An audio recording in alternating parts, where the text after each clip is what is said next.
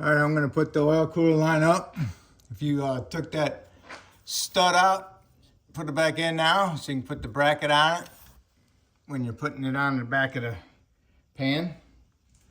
All right, so you got the side of the pan clean and get the side of the cooler block clean. Put your bolts in there with your new gasket and slide it up in there. Get it all lined up. Get it ready to go. Okay, got the gasket on there with the bolts. And make sure you got it on properly because it's easy to have them backwards, believe me. All right, next you want to do is go up to the front, get it on that little stud, and then put the nut on it so it doesn't fall off. And then we'll go ahead and get it started onto the side. Okay, you got these snugged up, and you need to torque those to 106 inch-pounds. After you get those torqued, then you go and tighten up your little nut on the bracket in the front. Okay, back to the oil pan now. Get your trans cooler line bracket. You got a 10mm head bolt that goes to the side of the block. Get that one in there, tighten that one up. Got the two bolts that go into the back, the two 15mm heads. This one goes through a bracket. This is just a regular bolt with threads all the way. And this one's got the bolt right here, half of threads. And your little shields, 10mm. And then your shield over here by the oil filter with the 10mm. All right. Next you want to do is get a jack underneath your front front differential. Jack it up. Get this over here. Get that lined up. Push the differential rearward. And you see those, get those lined up. And then you can go ahead and push this side of the differential up.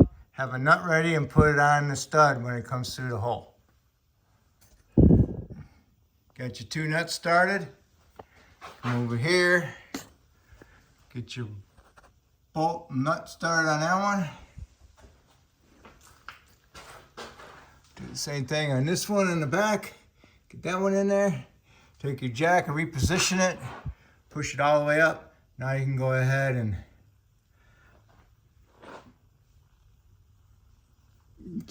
snug those up.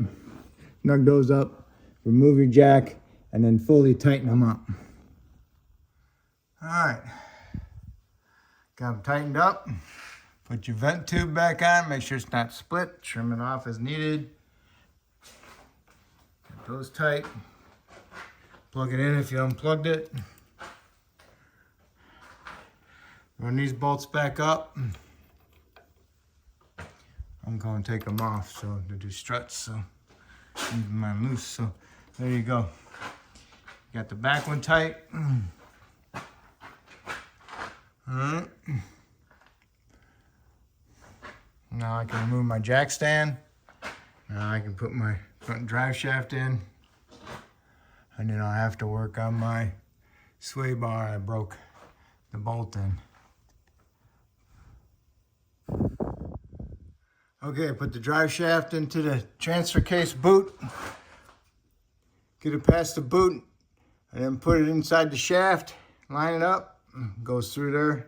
It's not notched. Go ahead, push the shaft that way more. Get the drive shaft U-joint caps inside the flange. Tap them with a hammer, make sure they're centered.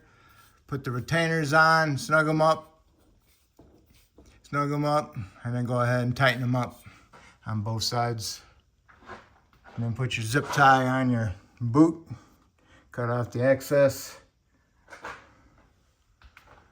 If you got any wire harnesses that were clipped into the oil pan, go ahead and clip them in. All right, sway bar is up. What I did was I heated up the nut with a torch and I hit it with my impact chisel and I knocked it right out of there. So then I just put a regular old bolt and nut on top. Okay, so if you got stabilizer links to put on, go ahead and put them on the way you took them off or the way it looks over here. All right, I'm leaving mine because I'm gonna do struts. All right, I think the next thing to do would be power steering rack.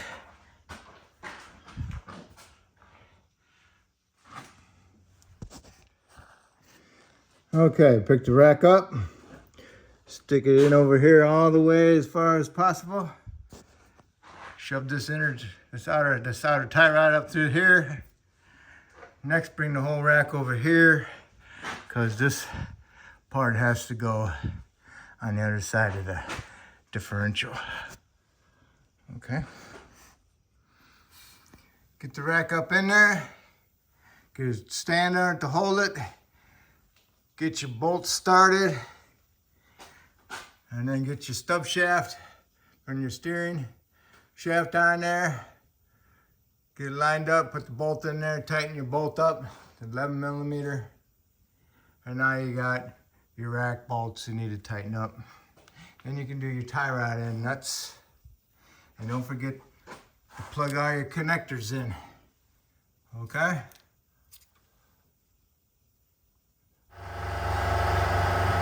Rack plugged in. Connector behind the air pump, vacuum pump.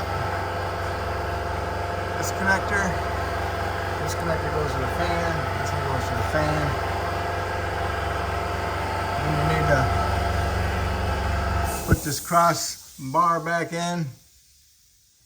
And then your oil filter, fill it full of oil, put it up there, snug it up.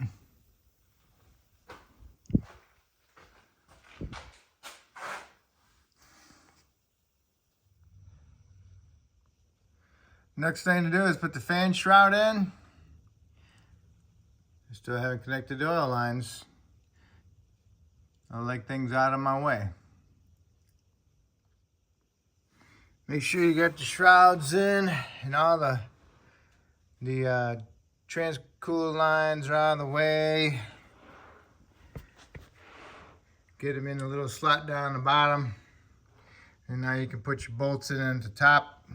10 millimeter head ones. Get them in there, snug them up. All right, you got your fan shroud mounted.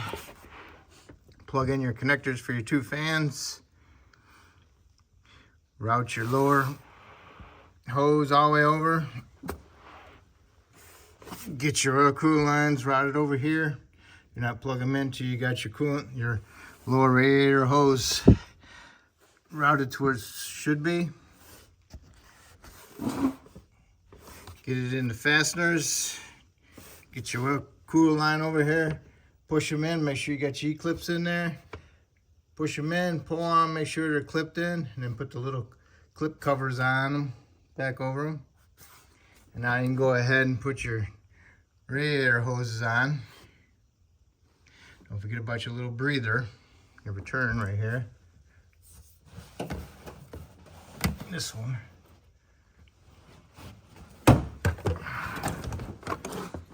It goes around the front, clips into the shroud, okay? And then you can go ahead and put your air cleaner intake tube on and your air filter housing. Plug in your mass airflow sensor. Make sure you tighten your clamps right here and right here. Put your 4 little screws back in. Put some coolant in it. Put some oil in it. Remember, this is the 8.5 quart 020. All right, and I still gotta go underneath and put the underneath shield on. Oh yes, before we can go any further, we need to put our dipstick tube in. Remember, it goes back there between, what is the, 5 and 7. Yeah, 5 and 7. Stick it down in through there, wiggle it around, guide it in there and find that hole. You can look down through there, hopefully between the spark plug, boot, and the exhaust manifold, and see where the hole is. All right. Can see your dipstick hole, tube hole, between number 5 and the exhaust manifold. See, right there it is, right there. All you gotta do is need to see the hole, and then you can guide the tube into it. And once you get the tube into it, you can push it down all the way, and then you can go ahead and put your nut on it into the head, and you can put your cover back on, okay? A little pain, but you can do it. Okay, now you can put your air intake tube and your upper part of your air filter on. And don't forget about your breathers, okay? Make sure they're pushed in all the way. Make sure you tighten your clamps, plug in your mass airflow, your 4 screws. Now all I gotta do is put my shields underneath, lower back down, connect my battery, put my fluids in. Okay, everything looks good. Go around, double check to make sure everything is where it should be.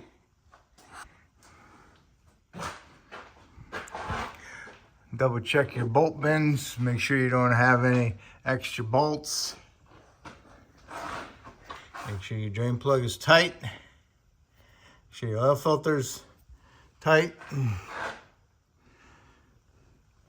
Now for the skid plate here, I'll wait for that after I had it running for a little bit. Make sure if there's no leaks. Don't forget about your transfer case skid plate. And then we'll complete it. All you gotta do is put oil in it and coolant. I'm sure you know how to do that. All right, so that's how you do your oil pump on this 4-wheel drive unit. If I helped you out, that's awesome. Hopefully you can let me know, subscribe to me, or whatever. Let me know if you liked it or not, okay? All right, thank you.